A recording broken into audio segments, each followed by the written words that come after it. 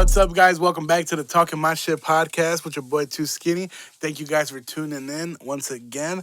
I want to get right into it, man. Like I told you guys last week, I was gonna have one of the busiest weeks of my comedy career thus far, and I've done right now as I'm recording. I've already done one, two, three shows this week, and I'm gonna do the final one of the week tonight in West Chicago. So I'll obviously by the time this is uploaded, you guys would already probably see some pictures or it have already happened. But I want to give you guys a quick overview of the show. You know, I know some of you guys may not give a shit about this, but this is my podcast and I can vent, so I'm gonna go ahead and talk about it a little bit.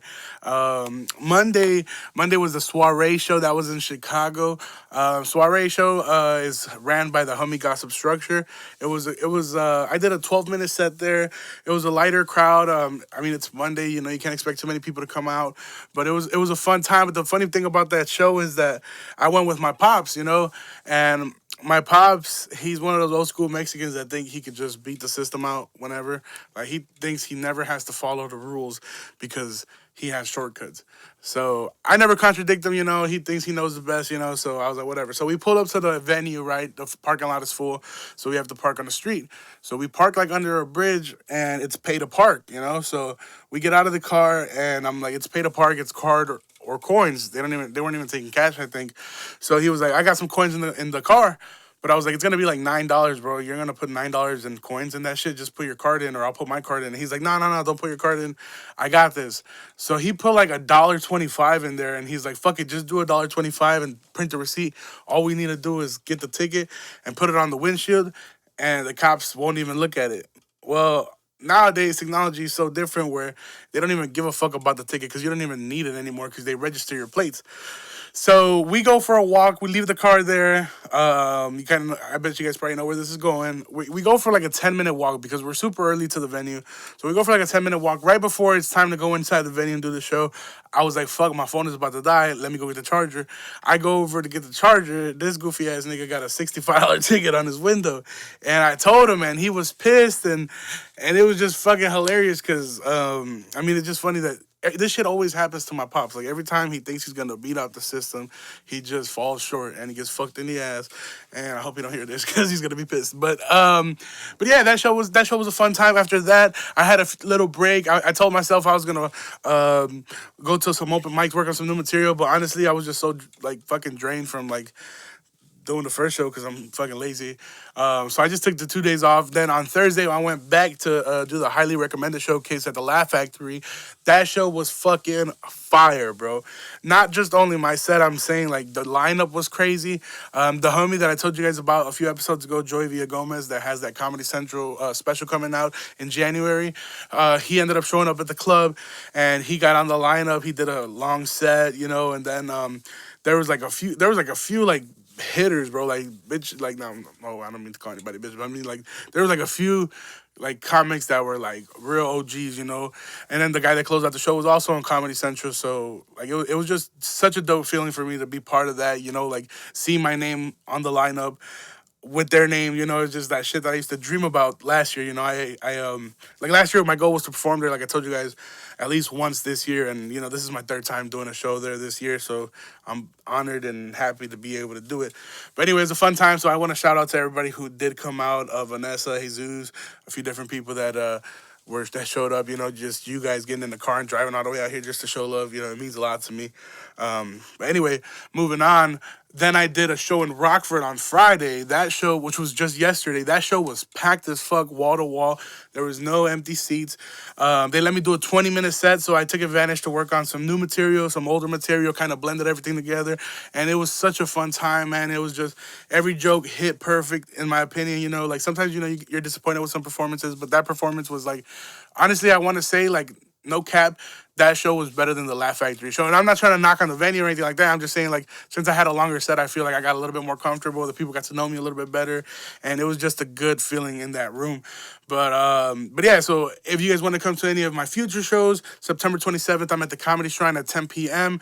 And then October 4th, this is a new show alert, October 4th, the first Friday of the month, I will be doing an event at the Wabanzi Community College, and it's open to the public. I'll be doing a long set there. I don't remember the name of the event planner. Sorry, Giselle's the one that got me that opportunity. So if you guys want to come to that, I'll have more details soon. Anyway, moving on with the episode. Sometimes I feel like I get on here and talk, and I feel like I talk to the same like people that have known me all my life. But then there's people that who end up listening to this episode or this podcast, and then they're like, dude, we don't even know who you are. So sometimes when you say shit, we don't connect it, you know. So sometimes people ask me questions, and I don't realize that there's so many new people that are listening. So I figured I'll take this episode, you know, now that unfortunately I didn't have too much time to write crazy material since, like I said, I have been busy. I'm gonna take this episode to go ahead and kind of get to know each other a little bit. So I always talk about my license being suspended or revoked or expelled, whatever the fuck you want to call it. And I feel like it's you guys deserve to know why. So right around when I turned 18 years old is the time I got my license. Right around, and I had my first car. My first car was a Pontiac Grand Prix. I had that bitch tricked out black on black. I used to hotbox in that bitch. All kinds of crazy shit, boy. Had to check engine light, but who gives a fuck? And I used to drive that car around, but I ended up crashing that motherfucker on McCoy and Yola, whole ass intersection, bro. Right there, this nigga. Oh, bro, you know what? Fucking story time. I'm in my whip, you know what I'm saying? I'm smoking a blunt, minding my business. I just got this job at O'Reilly's warehouse, so I'm right there doing forklift. I got fired from there for stealing, but that's a different story. I'm on McCoy. I'm coming down. I'm going to Ross because I was like, I need to get myself some fresh fits. So I go to Ross just like any real nigga would, and I'm in the intersection. This whole ass Honda Pilot bitch ass SUV turns into my lane, and I fucking just fuck him in the ass, bro. Right there, just hit him side in the whole side. Almost flipped the fucking truck. My car went the other way. Like I ended up on Yola. He was on McCoy. The whole time we were in the opposite streets. Like we just fucking completely switched our path, you know. And my car was completely totaled. My airbag went off. I didn't know what the fuck was going on because I was still faded as fuck. It's so crazy because my subs were like, my car was totaled, but my subs were still knocking, boy. But I had to turn that shit off. Then I got out of the car. Everything was ringing in my head, you know, because I just got smacked in the face by this fucking airbag. And I get out of the car and I run over to check on the guy. You know, it's like some shit out of a movie, you know, like in Modern Warfare 2 when you get hit with like a flashbang and you're like, what the fuck? That's how I felt. And I run over to the guy because I'm like, oh my God, is he okay? So I run over to him. I open the door out of his car and I was like, hey, are you okay? And this dude's like a white dude. He's just a complete dick to me. He's like, man, get the fuck away from me. You crash into me. And then this white lady who was not even involved, she was in a different car. You know, white bitches always be trying to get involved. Like, bitch, mind your business. But anyway, she pulls over. She's like, get away from him. You hit him. And I'm like, whoa, whoa, whoa. This nigga turned into my lane. But I go back to my place. I call the cops. This is the first and last time I ever called the police. I dialed 911. I didn't even know who was going to pick up. I was like, what if these niggas don't even answer? But anyway, I called. They picked up. I was like, you got into an accident? They're like, oh, we'll be right there. Sure enough, they got right there ASAP and helped the nigga out. But everybody was trying to blame me. Like, there was a few different more people that had pulled over and they were blaming me for that incident. And the cop asked me, okay, what happened? I was like, nigga, look, I didn't say that, but I was like, this is what happened. I had a green light. It was turning yellow or orange or whatever. I think it's orange, but people say it's yellow. I think I'm colorblind as fuck. But it turned the middle light, you know? And I didn't brake, you know. I kept going. I was like, I'm gonna take this bitch, you know. And I took it, and the guy in front of me turned, and I hit him. So he was like, okay, well he went in your lane. So then the guy got like a few different type of tickets because I think he wasn't even on the insurance card or some shit. And all the white people were mad. They're like, oh, why is he getting tickets? You know, he's the one that crashed into him. Anyway, fuck that nigga. But anyway, that's how I crashed my car. So after I crashed my car, I didn't have a car for a little while. So I always wanted a Jeep SRT8, you know, just like any basic ass dumbass Eastside nigga. No, I'm just kidding. I'm just kidding. If y'all, I fuck with y'all if y'all listening to this. No, but I got a Jeep SRT8. I was 18 at the time, you know. I just got this warehouse job, you know. I was barely making like fucking $13 an hour, like some like, you know. I thought I was getting money, but the whole time I was not getting money. I was getting into some shit, boy, because I got the Jeep. Then after I got the Jeep, I got pulled over right away. Got a speeding ticket the first time. It was just a random ass street, random ass ticket, you know. And then I had my first speeding ticket. I paid it off, whatever. Then the second time I got pulled over, I would, because we always used to go to the races and shit. You guys ever been to those races in the warehouses and shit where all the paisas and cheds meet and just race their little Honditas and shit? Well, I was there, I was always one of those head asses. But I changed my ways. I'm not like that no more. But shout out to everybody who still races. But anyway, so the second time I got pulled over, I was giving one of my homegirls a ride. She worked at the Burger King on New York Street in Yola. So I was like, yeah, I got you. So I picked her up. I took her to the Burger King, and I remember that afternoon we were gonna go to the Waka Flocka Flame concert in Joliet at the Forge.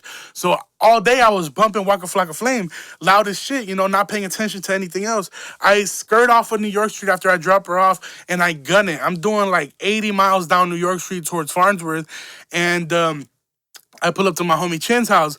I'm not gonna give out his exact address, but it's right around like the flea market on New York Street area.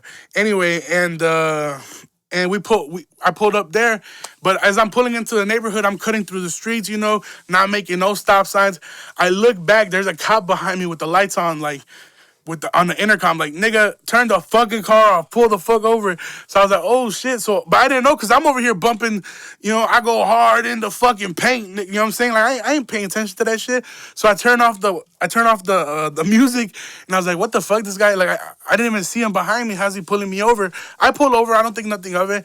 Then I thought he was gonna walk out in front of me. He opens his door and he draws his weapon out, and he's like, yo, take the keys out of the ignition and throw them out the window. And mind you, I'm like 1 block away from my homie's house. I was almost made it.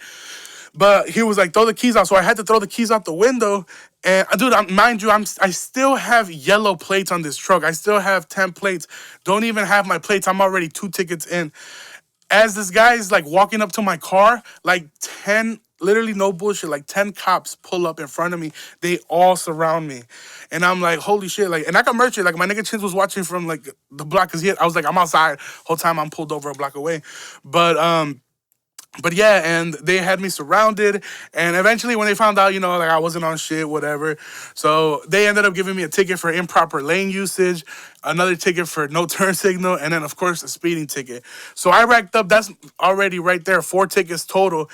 And then to put the fucking cherry on the sundae, or cherry on the shake, whatever you want to call it, I joined a truck club in Chicago, Skyline Trucks. They're still around. Honestly, I don't even know if they're still around, but it was a truck club. I thought I was cool. I was gonna be in a truck club, so I joined the truck club. I went out to a meet out like in Cicero, and then I was with my homeboy Ricky. He has another black on black SRTA. Shout out to him. He's one of the cleanest ones in the world. So me and him are on our way back from Cicero, and we're doing about 100. We're doing 100 on the highway the whole way here. Then eventually he guns it. Even he does way over 100, passes me and leaves me. I was like, fuck that. I'm not gonna go that fast. I'm gonna get pulled over, and I can't afford another ticket. So then this Range Rover pulls up next to me right when I'm on I-88, and we're doing about 100 too. And then eventually, as we're passing like main event area, right before right before like 59 exit, the Range Rover just hits the brakes and just like slows the fuck down. And I was like, oh, this nigga a bitch. He probably like about to miss his exit, or about to miss his exit or something. So I was like, I didn't pay no mind to it.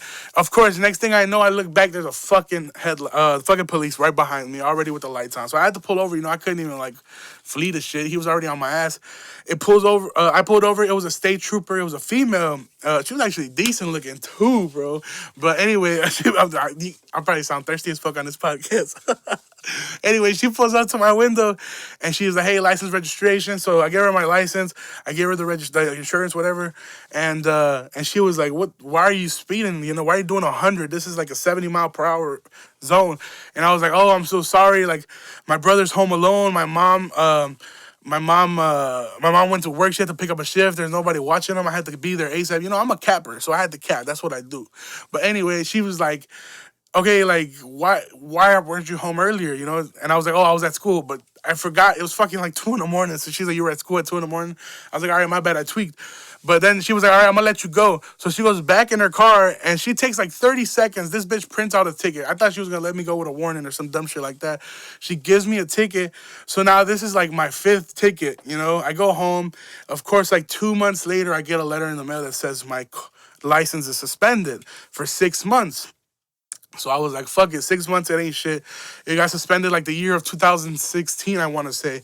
And I was supposed to get it back like in 2017, like February of 2017 or some shit like that. Well, anyway, right before like my 6 months were up, I got pulled over without my license, so I went to jail. They ended up extending my suspension, and then I had to do a year with my shit suspended. And I was like, all right, fuck it, you know what? I'm not gonna risk it. I'm just gonna lift. Boom. Fast forward a little bit, I get a job at the bank.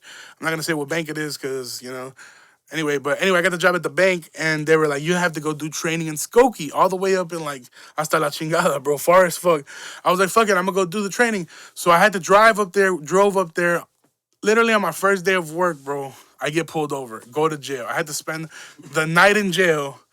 I had to, because my dumbass didn't have insurance in the vehicle either. That was my dumbass. That was my fault.